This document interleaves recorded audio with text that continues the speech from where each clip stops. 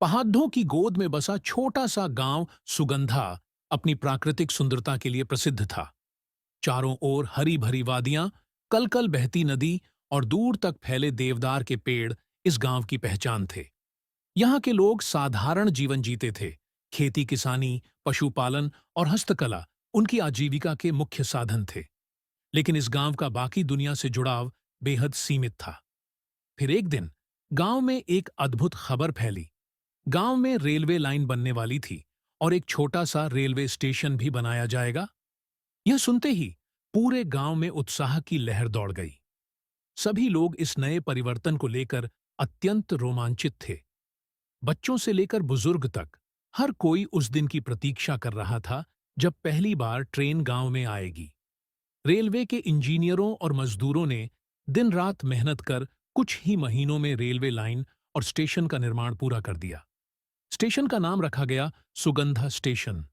यह नाम सुनकर गांव वालों का हृदय गर्व से भर उठा।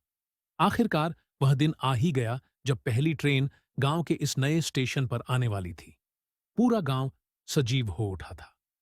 हर कोई अपने अपने घरों से निकलकर स्टेशन की ओर उमड़ पड़ा। बच्चे उत्साह से उछल कूद कर रहे थे। महिलाएं रंग बिरंगे परिधानों में सजी हुई थीं और पुरुषों के चेहरे पर गर्व मिश्रित आनंद झलक रहा था।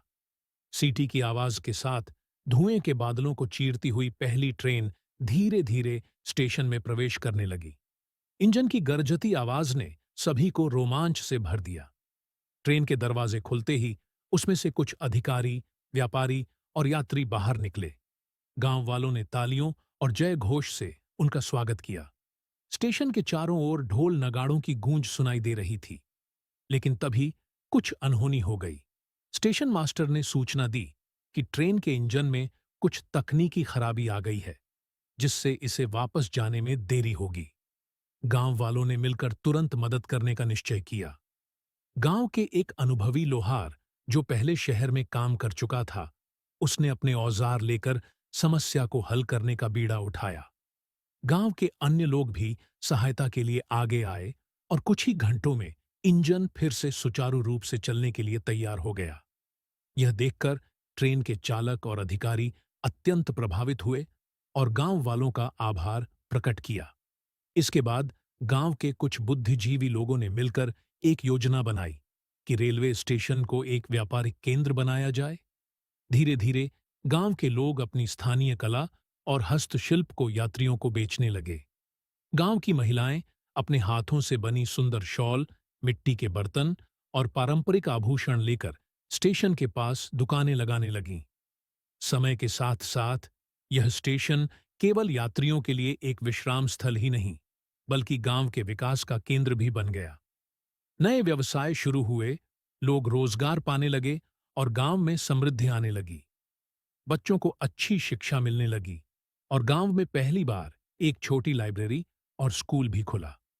गांव का सबसे बुजुर्ग व्यक्ति, बाबा रघुनाथ, जो इस गांव की सबसे पुरानी पीढ़ी का हिस्सा थे, अपनी आंखों से यह बदलाव देखकर भावुक हो गए। उन्होंने गांव के चौपाल में खड़े होकर कहा, आज से कई साल पहले हमने सोचा भी नहीं था कि हमारा गांव इतना आगे बढ़ेगा। यह रेलवे लाइन केवल लोहे की पटरी नहीं, बल्कि हमारे सपनों की राह है। गांव के लोग उनकी बातें सुनकर गर्व महसूस करने लगे। अब यह गांव एक महत्वपूर्ण स्थल बन गया था, जहां लोग आने जाने लगे, व्यापार बढ़ने लगा और गांव के लोगों की जिंदगी में नए अवसर आने लगे। सुगंधा गांव अब सिर्फ एक दूर दराज का स्थान नहीं था, बल्कि वह प्रगति और विकास की राह पर चल पड़ा था।